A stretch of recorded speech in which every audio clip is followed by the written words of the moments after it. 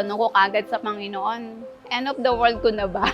Kasi breast cancer for me, parang it's a death sentence. Kailangan na daw tanggalin ang full breast. Nung panahon na nawalan yung breast ko, parang kulang na yung pagkababae ko eh. Nung nalaman ko yun, wala akong ginawa kundi umiyak. Wala akong mapagsabihan. Masakit sa dibdib, hindi mo alam anong gagawin mo. Susuko ka na ba? O lalabang ka pa?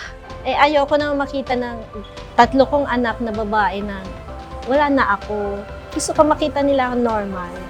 So, pinag-undergo po muna ako ng chemotherapy. First cycle pa lang, kalbo na kagad ako. Ang cute kong kalbo.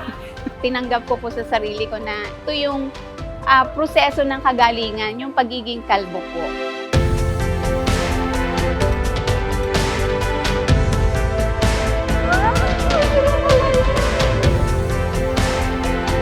In everything that we are going through, be it a treatment, a new diagnosis, or whatever, there is always hope.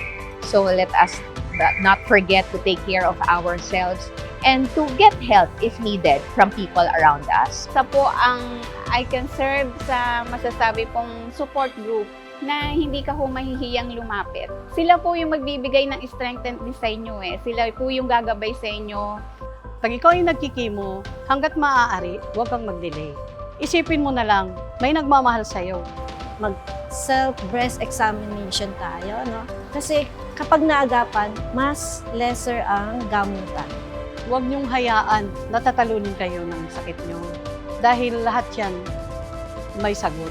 Pag nalaman mo na mayroon kang huwag kang panghinaan ng loob. Dapat lubaban ka. Palakasin mo yung pananampalataya mo sa Panginoon. I live life in the fullest. Pag meron pong nakatukla sa sarili niya na breast cancer siya, na alam mong nanlulumo, pakita mo sa kanila na eto ka, almost 3 years na nakatawid sa pating tero ng kamatayan.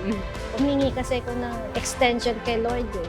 Sabi ko, yung baby ko nasa loob. Penging 20 years, pero mas matagal pa yung binigay niya para mapakita sa mga tao na may magsusurvive pa.